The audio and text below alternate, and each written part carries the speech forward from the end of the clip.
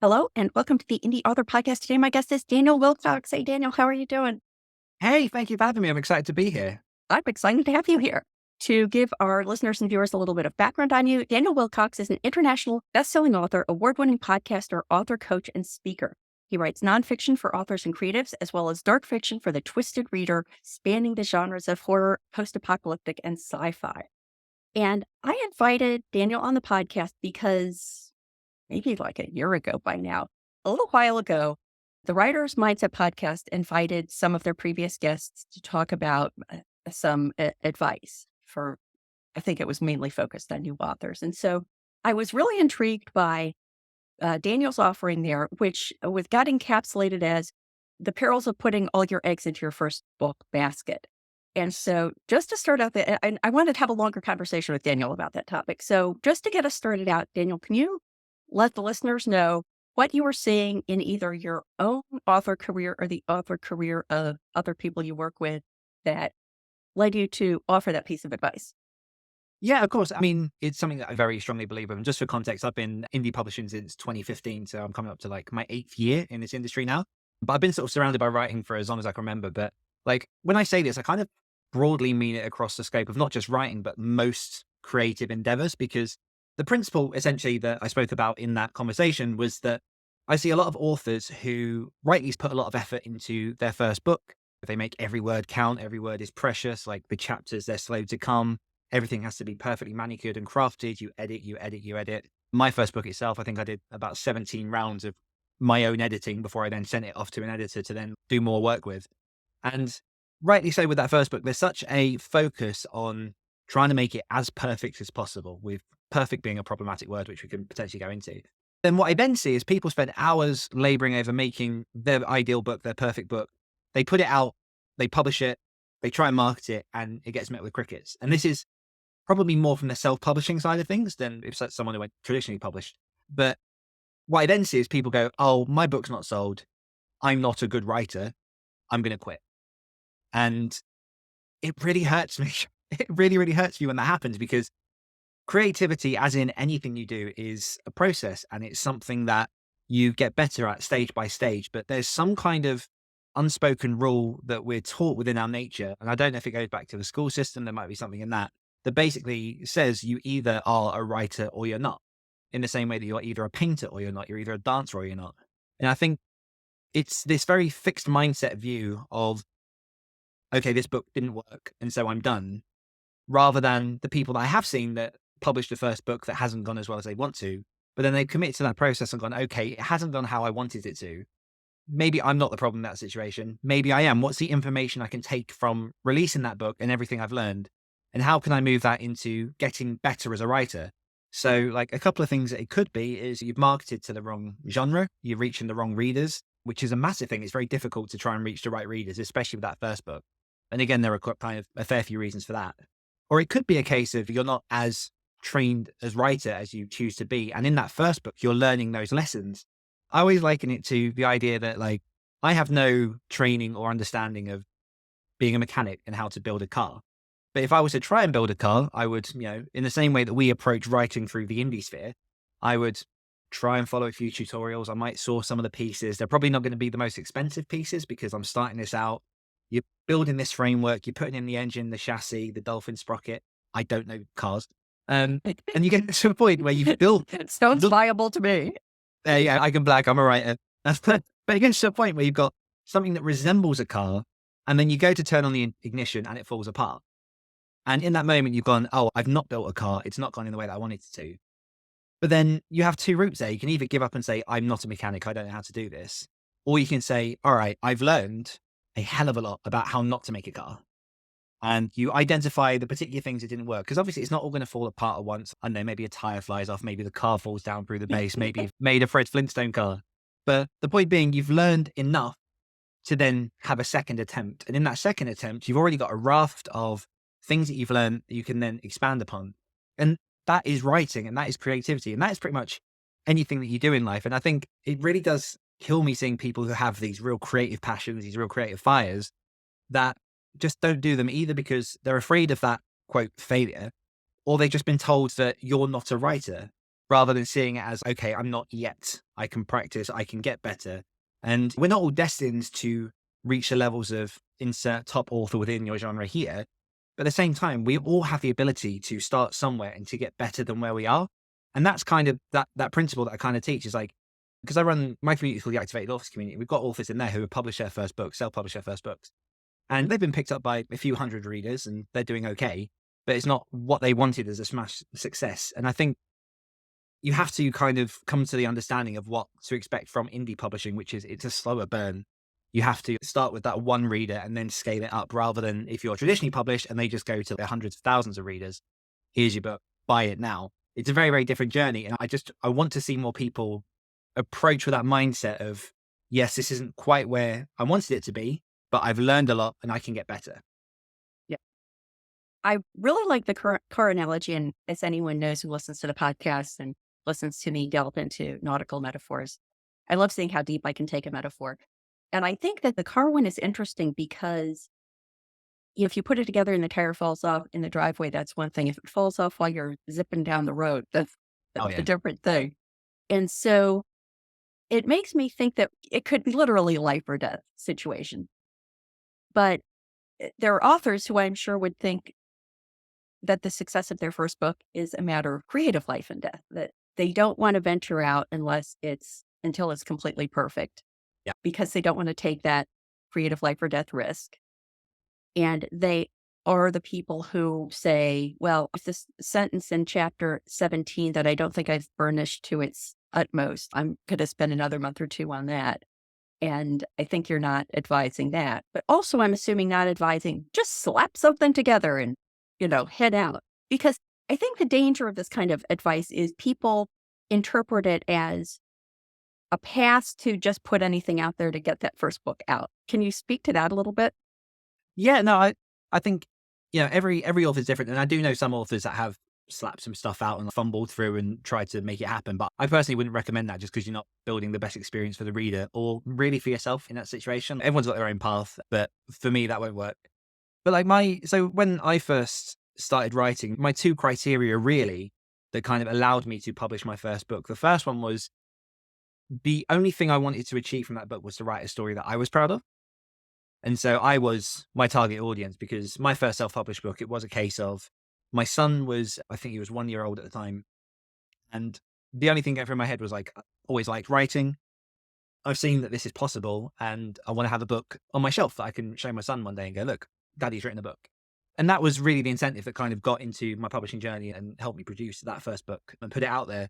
But then the other side of that is perfection. It's a very dangerous game. And we all have dreams of what that, again, quote, perfect book would look like. But perfect just isn't achievable. Perfect is an ideal. It's not an actual thing that you can grab, because one thing that I've learned, especially from my writing, is a bunch of my earlier works that I put out, I've since unpublished because of how much I believe I've grown as a writer. And I want to go back and rework those and sort of re-edit them. But like, you learn that the best that I could achieve in the beginning, and I gave it everything to the point that I was happy enough to put it out there into the world. As you grow as a writer, as you get better, like, you're going to learn lessons, you're going to evolve, you're going to learn new things, and you're just going to adapt and get better. So that first book I got to a point in which I said, okay, I can't think of anything else that I can apply for it in this moment. And again, that first book went through about 17 rounds of edits of my own, but it was enough that I could say I was proud of that if that went out, because I'd achieved what I wanted to achieve with that book, which was to make me happy and to please me as a reader and a writer. And yeah, I think it's a scary thing to put a book out and always think, oh, there's more that I could have done to that book. But the reality is there's always going to be something you can do to that book. So what I'd kind of advise for people, if you're finding yourself spinning those wheels, because that's another trap. Like, I've got a few authors in the community who they've been writing their first book for almost 10 years. Just because it's not quite good enough. And then they'll put it down for 2 years. They'll come back 2 years later. And obviously they've learned a lot in that 2 years that they then apply to their next draft. The best that you can do is write the book to the best of your ability in that moment, pass it off to some potential readers, and then get a bit of feedback on what the readers believe from that story, because your readers are your audience. They're the people you're trying to reach. And then you take their feedback, depending on what the sort of consensus is among them, take that in the most positive way you can and learn. And I would argue, get to a point where you can just publish that first book. Like, again, don't put something sloppy out, and only you can really be the judge of that. I think internally there's a compass within us that goes like, I haven't given this everything I want. But if you can answer that question truthfully of, yes, I've given this everything that I know that I can give in this moment, put it out and then learn whatever comes after that. Yeah, and I think that there are a couple of checkpoint items like showing it to someone else before you publish it. Oh, Whether that's ideally a professional editor, but if that's not in the cards for you, then beta readers, friendly readers of the genre, whatever that might be. That there's some things that are probably non-negotiable that you should do before you put it out. But absolutely. then also applying the compass. Yeah, yeah. Depending on what your budgets are and like the services that are available at your fingertips, yeah, definitely pass it through an editor, pass it for a professional, and also pass it through readers. Readers for me are probably one of the most important people I put it through because, of course, I put it through editors and proofreaders and all that kind of stuff. But if it's not reaching the readers in the way that I want it to, that's when I'll go back to the drawing board and try and fix it because they're the most important part in my process. I'm very interested in the decision to unpublish. So, what was a flag for you that led you to unpublish a book? I think honestly, most of it was growth. That first book came out in 2015, and it was again like something that I was proud of what it achieved at that time and what I'd done with that. But in sort of the last 6 or 7 years, I believe that I've grown quite heavily as an author, and it just didn't. It is more of a feeling than anything else. It just didn't feel up to the standards that I now want my brand to represent. It's one of those books where I think if someone honestly said to me like, would you be happy with a reader experiencing that as your first book? And I've got sort of like, a few dozen in my backlist now. I'd kind of say, no, I wouldn't. I'd want them to start like here or like within this time stamp forward, just from the moments I really started to properly process and understand story. Because I've always studied story in some form or another. I'm an English student through most of my life, through like school and college and university. Um, But it wasn't really until I published that first book that I really started to dive in heavily and look at the story with a much more analytical eye and start to look at like the indie author landscape and sort of the market research of what to expect. Like I hadn't nailed down specifically what my genre was, which has been a very long learning curve of going from like horror into post-apocalyptic into urban fantasy and then back around the houses. But I got to a point in, I think it was 2019, 2020, where I really kind of went, okay, this is what I like to write the most. This is where I keep coming back to. This is where my home is. And I've kind of, over the last couple of years, been going through a bit of a rebranding exercise just to establish myself as if I've started from scratch, just to go forward and go, okay, taking what I know and what I've learned from everything that I've done, how can I then approach those lessons in a much more professional and unified way? And have you ever re-edited a book and not withdrawn it, but edited it and just posted an update, either announced as a second edition or not announced as a second edition? I have as tweaks. And like, they were, I'd count them as edits, but they weren't sort of major, massive sort of structural edits. They were just sort of tweaks here and there. And I've done that on a couple of books, but the ones that I've kind of taken off are definitely ones that I'd like to keep the story, but like just totally rework. And would you put that out? Would you change it enough that you could put it out as a new book and that people who read the first one could read the second one as a different experience? Yes, that's the aim. Yeah, that's what I'm working on. Yeah, I've got, I think it's two main titles that I've pulled that I'm going to totally rewrite, rework, look at the characters again, potentially make it a bit bigger, expand a bit more on the story, and just, like I say, take the lessons that I've learned and apply them. I think that's one of the beautiful things about indie publishing is that we have the ability to do that and kind of take our best judgment. I'm aware that there's a bit of a potential spiral that can come from that if I then go down the route of any time I bring out a new book, going back and being like, these rests now no longer fit up to it. But I think it's, again, that question of within myself, like there's enough cause there for me to justify for myself that I do want to rewrite those ones. And it's not every book. Like I'm happy with the other ones that I've got out as to them standing for what they are as a piece of history, like a moment in time of what my author journey was then. But yeah, these first two I do want to shift and rework. Yeah, I've been thinking through that for myself. So I have two series. The Ankener series was the first series I started. I published the first book in 2013. And I've gone back and read parts of it because if I do author readings, I often read from that book. And so there are certain scenes that I've gone back to time and again, but I've never read through the whole book again. And I almost am avoiding it because I know that I want to rip and tear, but it's a very popular book with the readers. So I have no incentive to change that, to make the time investment in doing that rather than writing another book. But then I also had the experience, I'm starting to write the fourth book of my second series. And it had been several years since I worked on that series. So I listened to all the audiobooks on a long trip I was taking. And I have to say, it was super fun because I really enjoyed it. And the narrator is great. Being able to hear somebody else tell the story kind of distanced me a little bit from it and enabled me to enjoy it as a Yeah. listener. And there were a couple of times when, like, word choice or something, I would go, "Ooh, that probably wasn't the best." But other than that, I didn't make any changes. Um, but it was fun to have that experience of being able to consume it as a reader.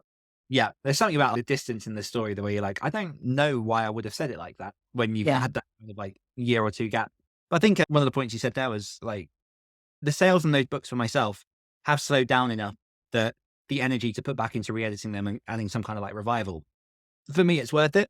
But like you say, you kind of really have to reconcile that cost analysis with you of, is the effort worth the time, worth the money of doing those when you could write something new, keep that series going, feed the people that you've already got. Is it worth it? I think it's Joanna Penn on her podcast was speaking recently. She's re-edited the first book in her Arcane Thriller series, and she's got enough books out in that it was worth it to update that first one just for that kind of peace of mind for her. Also, I think, if I remember rightly, it did pick up a few more readers as well. Yeah. And it's a very different kind of energy, I imagine, to go back and rework something that's you've written and it's been out there for a while. I, I I, would think for most people, it would be more of a slog. I'm the other way. I'm like, Really?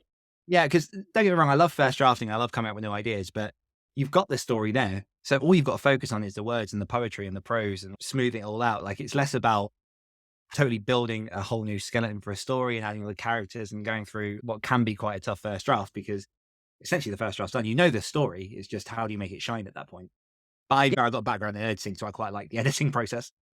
Yeah, I guess when you're making that decision, you have to look at where are you most energized in the creation of a book and realize that this is either going to be super fun for you or really a slog, Yep, absolutely. and factor that in. We've been talking a lot about, I think that this idea of not putting all your eggs in your first book basket, it can kind of be divided into two categories. There's the creative writing side, and then there's the business publishing side. We've been talking a lot about the creative writing side. But I think that some of the advice that you had given when you spoke on the Writer's Mindset podcast was focused more on you've written your book, you've done all the good things that we've been talking about. It's out there, crickets, or maybe it's not crickets, but it's not the full blown oh that you were hoping for. So when we're now looking at a scenario where the authors put their first book out and it's not meeting their expectations, what kind of advice do you offer there? Give up.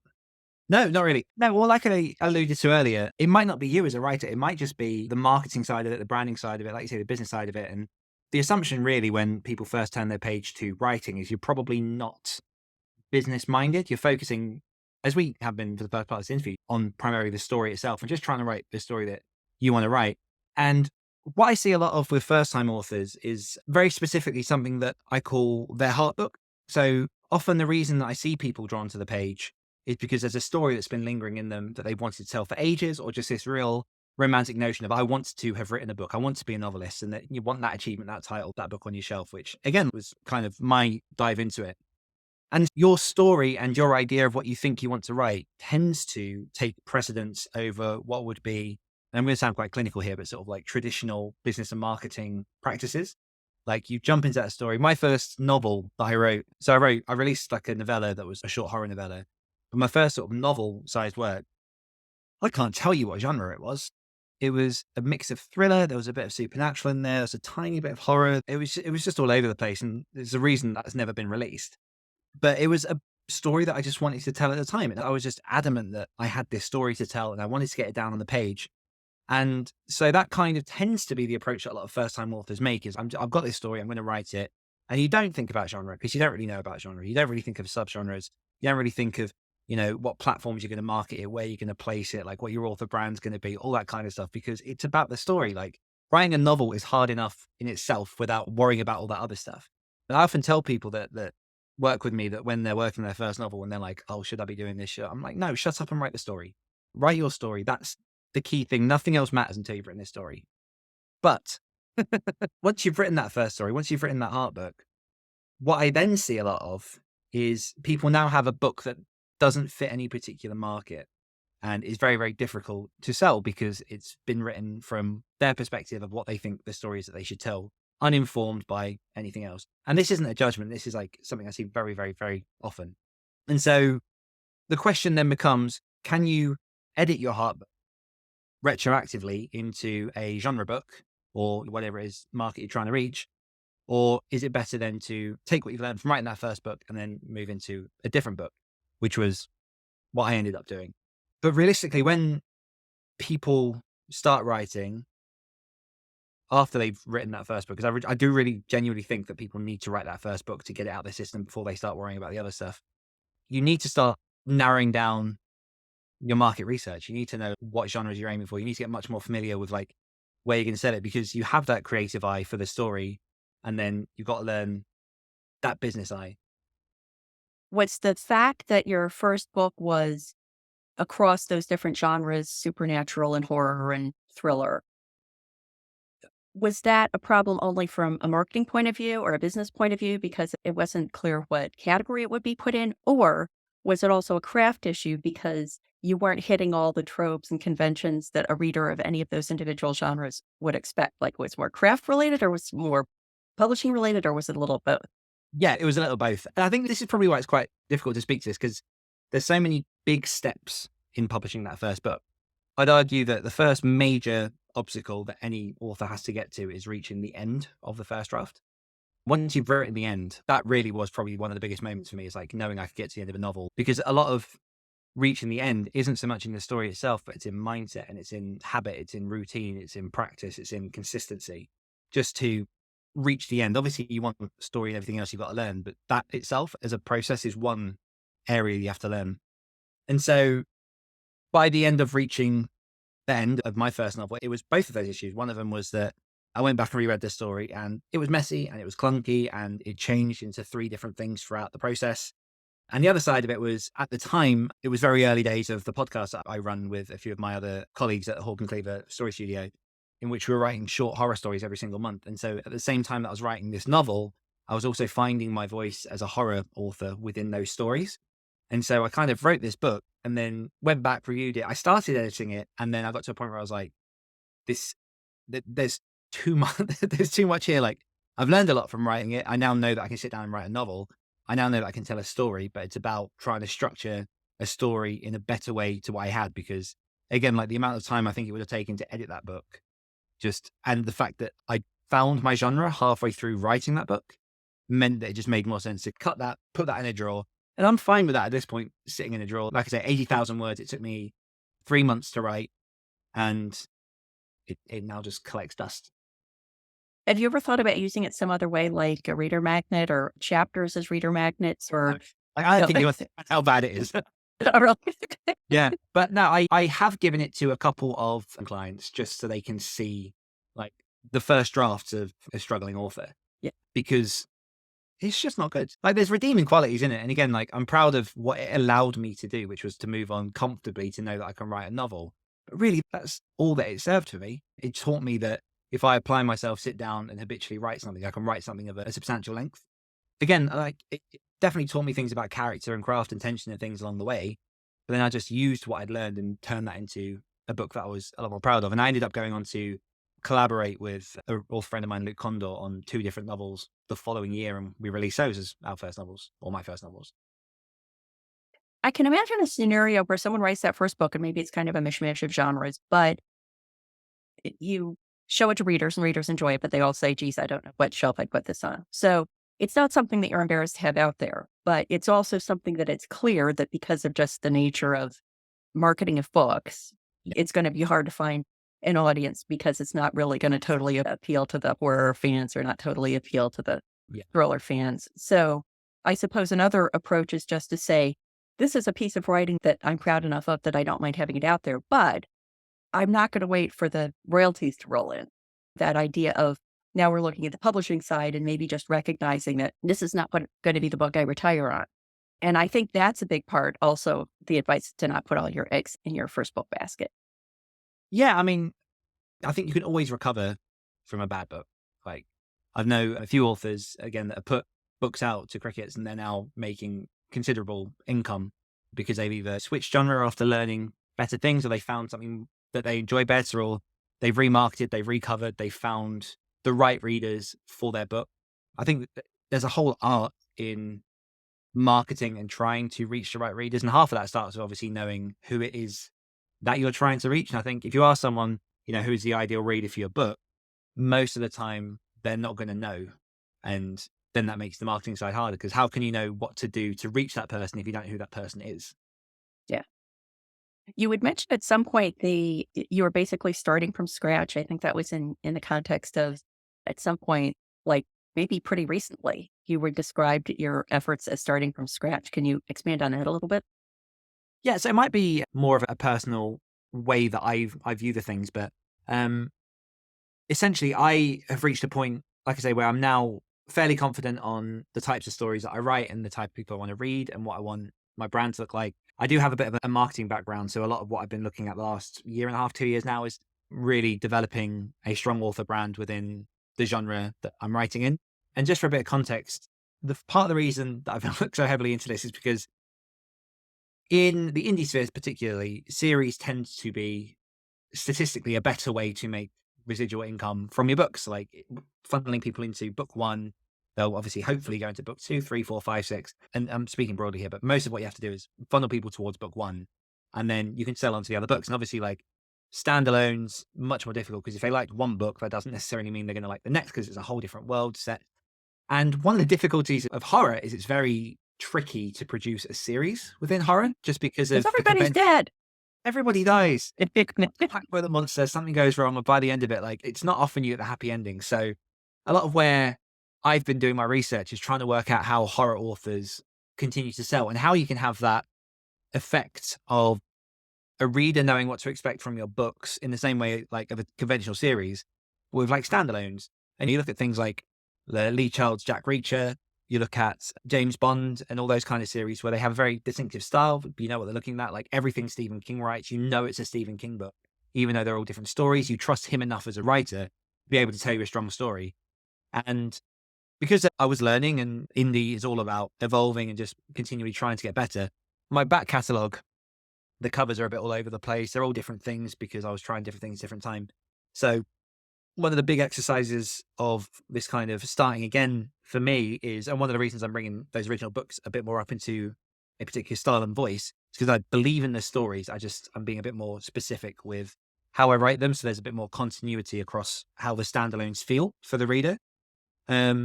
So that's broadly why I'm jumping down that exercise and starting from scratch. And in the time before that so in 2015, I was writing horror. 2016, I went into post-apocalyptic / a little bit of sci-fi. 2017 through to 2019, 2020, I was doing a lot of like cross-genre, but it was a collaboration with another author that went very, very well. So it was kind of, I'd say sort of almost comedy horror with a bit of an urban fantasy spin. And I just got to a point where I was like, okay, I've reached a point where I'm happy with my craft and think I know what I'm doing with the business side of things. How do I then take what I've learned and really start to take that to the next level? And for me, that is refresh, viewing it all from scratch, rebuilding all my systems to plant feet where I want them to be, and then springing from there. And I think that's probably something of an important lesson to get across to people who might be new. Like, bearing in mind, my first book came out in 2015. I started writing that in 2014. As of recording, this is 2023. So it's been an 8, almost 9-year journey of trying to figure a lot of this stuff out. And I think the point where I really felt like I knew who I was as a writer and what I wanted to produce was probably 2020. So that's a good 6 years before I then looked at what I went and went, okay, this is where I'm going to plant my feet. I'm still trying to find a way to formulate my thoughts on all the different sides of the processes of writing, because there are so many moving parts. Like, as you've said, like you've got the business, you've got the creative, there's like the mindset things, but it's like they all work in conjunction with each other. But sometimes you need to isolate some parts to teach people about certain parts. And then how do you go about communicating that to new writers? Because a lot of the process you have to kind of feel like, as a coach, when I work with clients, there are certain points where they'll be telling me stuff or like certain things they're struggling with. And I do deliberately hold back from giving them the easy answers because I'm like, you have to. There's a part of you that has to experience some of this to then know how to deal with it next, rather than me saying like, think of this, because certain things you do really have to personally experience to go through next. Like the actual practicality of sitting down morning after morning and writing or picking your routine and things. There's so much to this journey. And from like our seats where we've produced books and we kind of help guide people through this stuff, obviously we know all the top level stuff. But I often do forget, or I try and deliberately put myself back into the position that I was in 2014 when it was just me in a tiny little side classroom of a school that I was teaching at, just for 10 minutes in my day, just to tap away on this rubbishy little Bluetooth keyboard on a tablet that barely worked. And just the heavy burden of trying to learn the things and just putting it forward. But I also loved that phase. I love just like that rawness of learning all the things. So yeah, just I think so much of it is about saying take it one step at a time in your way, but also just enjoy the process along the way. Do you know what I mean? Yeah, I think that understanding and advising people on that emotional side writing is so difficult because I'll talk to people who are writing and they talk about how difficult and painful and gut-wrenching it is. And as someone who doesn't experience it that way, I want to say, then why do you do it? But it's clear that they're really emotionally invested in that experience, that the gut-wrenchingness of it isn't a deterrent for them. It's part of why they're doing it. It's part of why they're loving it. And then I think at the other end of the spectrum are those people that I think are really driven more by the desire to be able to describe themselves as a published author more so than Yeah. actually going through the process of writing and publishing a book. Or they want to have a book on a shelf that has their name on it, but they actually have no idea what would be between the covers of that book. It's the experience of seeing the book there. Harder for me to get behind that, but I'm like, okay. But yeah, it's not like you can weigh the emotional benefits just by the joy you're getting out of it. Maybe you're looking for something other than joy. You're looking for insight, or you're looking for to work Yeah. through something, a cathartic experience.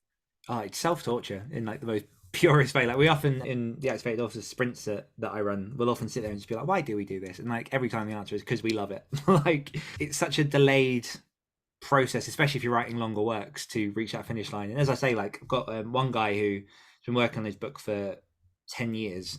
And I think at that point he'd written up to 50,000 words.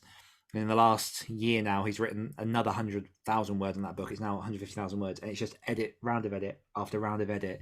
And you can see, oh, I'm so tired of this. But at the same time, I can't wait for this to be out and it'll be my book.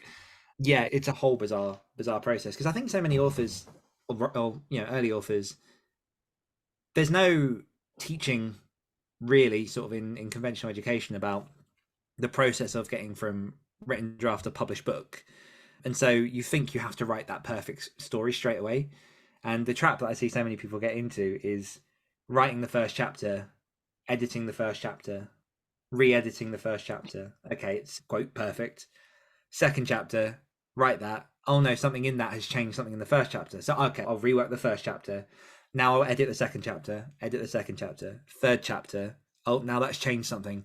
And that it slows the process so much. But I think if you can get comfortable with enjoying the process, accepting that no one else has to read your first draft but you, and then letting yourself just write something raw and crap because first drafts are meant to be rubbish, depending how experienced you are, but like they're meant to be much more raw compared to the final product. You'll find things considerably easier just pushing forward that way. Yeah, and I think there's even people out there, although I doubt they're listening to a podcast called The Indie Author, that are writing for the love of writing. And when they're done, they've achieved their goal. And that they might feel sort of forced into, oh, now I guess I have to publish it because that's what you do when you finish a book. Well, not necessarily. If you've written down what you want to write down and you've read it, and maybe you've given it to your family or your friends, and that could be enough. So you shouldn't feel yourself forced to go beyond a point that is what is really satisfying you. No, do what makes you happy. Like you don't have to do any of this. Like it's all a choice. Yeah. So if you were at a writers' conference and will be the last question I'll ask. You're at the writers' conference, you're at the bar or at the pub, and somebody comes up to you, you're chatting, and they say, I just independently published my first book last year, barely getting any sales. I think this is probably just not for me. I'm going to give it up. If you had a 1 or 2 sentence response to them before you had to move on to the next conversation at the bar, what would your advice be to them? I think my first question would be why? Why do you feel that? Just to try and get like the nuances of what that situation is. But broadly speaking, it comes down to, do you enjoy creating stories? Because if you do, that really is the beating heart of writing. I know obviously people want to make money with their writing. There's this big sort of romanticized view of what it is to be a full-time author, which, like, I'm lucky enough to say that I've been full-time since 2019. It's nothing like I expected.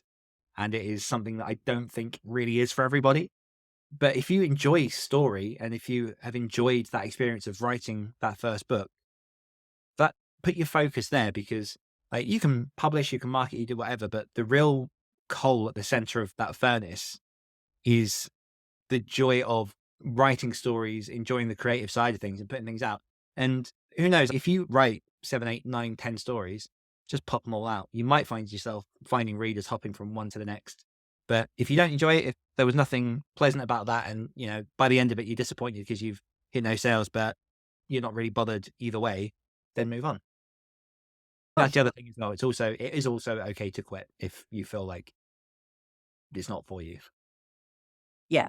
Yeah. That weighing of the benefits you're getting, not only financially and business wise, but creatively and personally as well, is all important to factor in. So cool. Well, Daniel, thank you so much. Please let the listeners and viewers know where they can go to find out more about you and everything you do online. Yes, everything that I do with authors can be found at activatedauthors.com, and we're Activated Authors on all the socials. And then you can find myself at danielwilcox.com, and that's WILLCOCKS. Great. Thank you. Thank you very much.